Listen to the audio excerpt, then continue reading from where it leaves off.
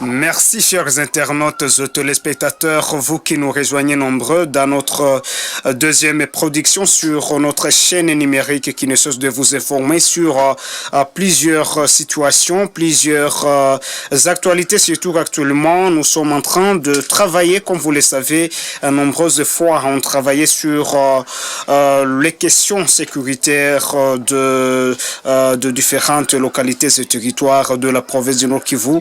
Actuellement, prévaut la guerre entre le M23 et le VDP Ouazalène, les FARDC. Mais dans cette production, nous allons travailler sur la question purement sociale parce que les sociales sur notre chaîne fait aussi partie des contenus que nous vous donnons de temps à autre. Voilà donc pourquoi nous allons vous demander de pouvoir vous abonner nombreux sur la chaîne et continuer à vous abonner massivement, partager même nos informations au maximum, de peur que ces informations puissent atteindre le grand nombre à travers les régions de la République démocratique du Congo, que ces informations également puissent atteindre plusieurs régions de la diaspora. En cette date du 25 décembre 2024, plusieurs régions, comme vous le savez, à travers le monde entier, sont en train, n'est-ce pas, de fêter la journée du Noël. Malheureusement que pour certaines populations de la RDC, comme dans la partie nord-est du pays où prévaut la guerre, je ne saurais pas dire que cette population est en train de passer des bons moments, mais surtout que les efforts toujours continuent de la part du gouvernement congolais comme recommandation du peuple dans le cadre, n'est-ce pas, de donner sourire à cette population aussi de la partie nord-est du pays, que celle-ci aussi puisse, n'est-ce pas, passer des bons moments dans cette période de festivités. Alors, nous allons parler de questions sociales, surtout des questions éducatives. Dernièrement, l'on parlait au sujet de la grande problématique qui secoue actuellement les enseignants, n'est-ce pas, de la province éducationnelle de la Tchopo 2. Là, on voit les territoires d'Isangui, Bassoko, Yaouma et Opala, les quatre territoires de cette province éducationnelle qui, jusqu'à présent, déplorent, n'est-ce pas, l'impayement de 2 mois, novembre et décembre. Là, nous sommes dans la province de la Tchopos, dans le Grand Oriental, dans la partie nord de la République démocratique du Congo. Nous avons fait au moins des productions avec le syndicaliste, le secrétaire exécutif et provincial du syndicat à Sueliko, syndicat des enseignants libres du Congo dans la province éducationnelle Tchopo 2, et il est de retour au son de nos ondes pour toujours parler de cette problématique. Peter Bossela, nous vous approchons de nos ondes. Donnez-nous, n'est-ce pas, l'état des lieux de la situation, n'est-ce pas, face aux défis qui ont été traversés antérieurement par les enseignants de votre province éducationnelle. Messieurs les journalistes, exactement 6 jours qui nous restaient pour terminer l'année civile 2024. Mais il se fait malheureusement que les enseignants de la province éducationnelle Tchopodé ne sont pas encore en possession de leur salaire du mois de novembre et décembre 2024.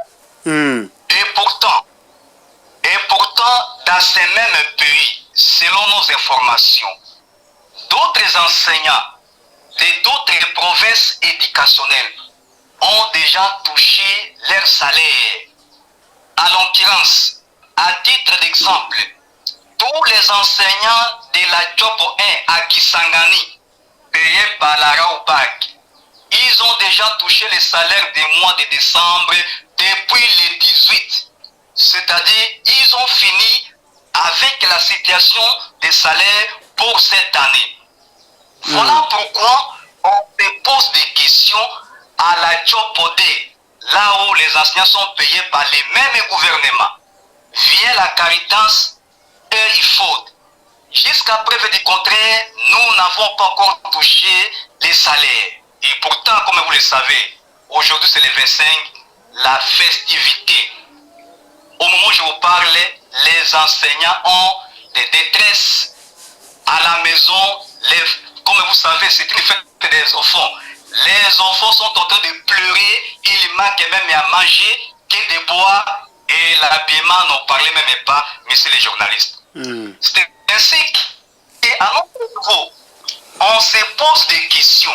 Pourquoi dans ces mêmes pays, d'autres enseignants sont déjà payés, mais la Tchopodé n'est pas encore payée? Quelle injustice sociale? Pourquoi des poids, des mesures? Voilà, à titre de recommandation, nous demandons à son Excellence Madame la Première ministre, chef de gouvernement, lors d'une sortie médiatique, elle a parlé aux enseignants de la RDC en général de faire preuve du patriotisme. Oui, bien sûr, nous l'avions fait.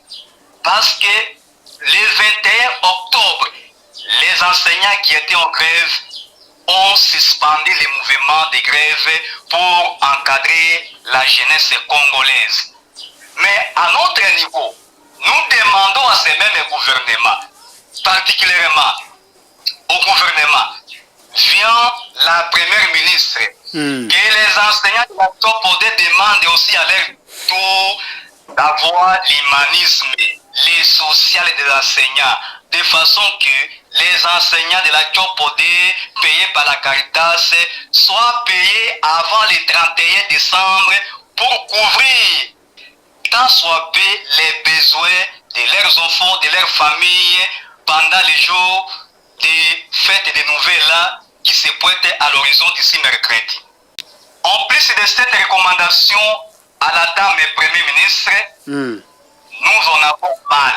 C'est ainsi que nous sollicitons pour la énième fois l'implication personnelle des chefs de l'État, les garants de la nation, du bon fonctionnement des institutions, qu'ils s'impliquent personnellement.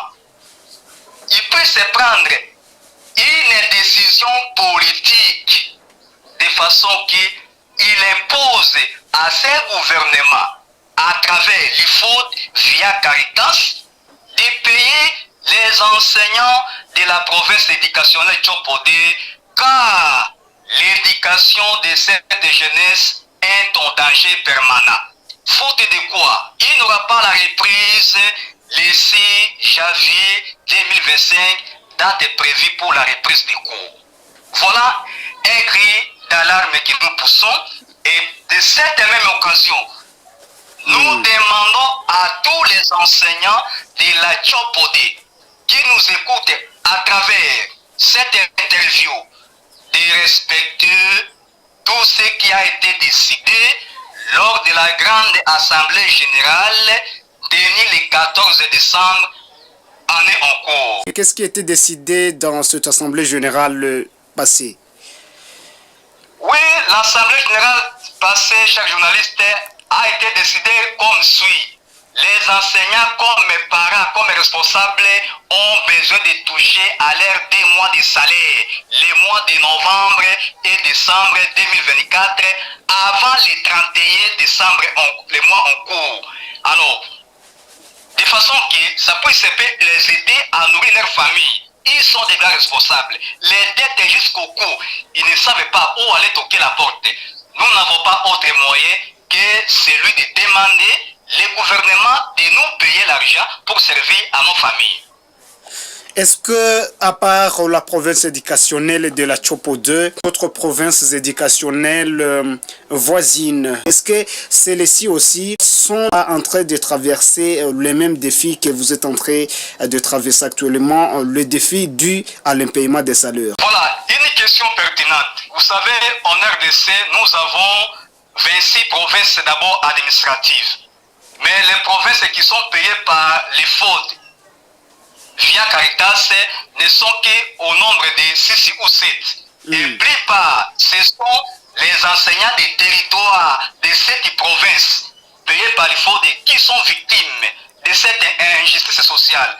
Comme j'avais dit tantôt, dans toutes les villes, chefs-lieux de villes, comme à Kisangani, nous sommes les mêmes provinces. Kisangani, toutes les bacs payées, Raoubak, Tembe, les enseignants ils sont déjà en possession de leur salaire des mois de décembre. Ils ont déjà fini tout problème de salaire pour l'année 2024. Mais seulement, nous les enseignants du territoire payés par les fautes, qui sont victimes de cet impayement, soit des détournements, voulais-je dire. Est-ce qu'il y avait, lors des suivis de ces dossiers, parce que dernièrement, vous dénonciez le probable détournement des salaires du mois de novembre par l'opérateur des payes ou par le gouvernement même, quelles sont les autorités politiques qui seraient déjà alertées, qui seraient déjà en possession n'est-ce pas, de vos recommandations, en possession de votre dossier à part l'opérateur des payes, là je vois les fautes. Oui, nous avons les informations à notre niveau. D'abord, pour ajouter que notre réclamation est déjà au niveau national, l'intersyndical, dont je cite mon président porte-parole Matondo Godefroy, à l'issue d'une réunion, ils avaient soumis, le 22 novembre 2024, soumis au gouvernement de trouver solution au problème des enseignants payés par les fraudes avant les 31. Et à notre niveau, il y a des informations que le gouvernement a déjà viré un moutard consistant au niveau de l'IFOD, que l'IFOD en son tour doit déployer au niveau des provinces afin que la Caritas Kisangui qui nous paye puisse prendre l'argent. Mais au moment où nous vous parlons, l'information d'hier, les banques demandent les frais bancaires, ce qui met encore en déroute.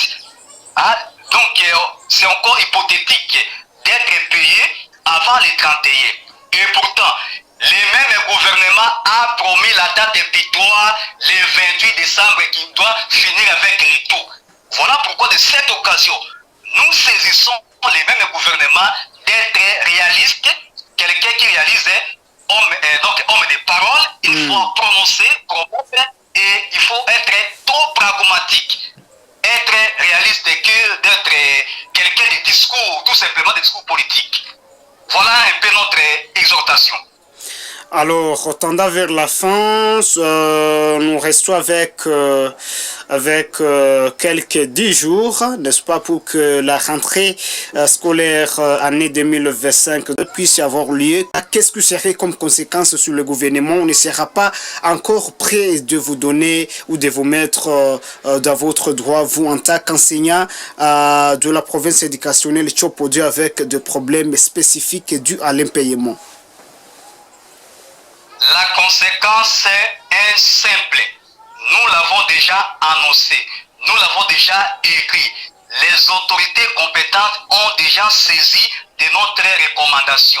S'ils n'arrivent pas à payer les 2 mois de salaire qui restent pour l'année civile 2024, il n'y aura pas la crise des activités scolaires le 6 janvier 2025.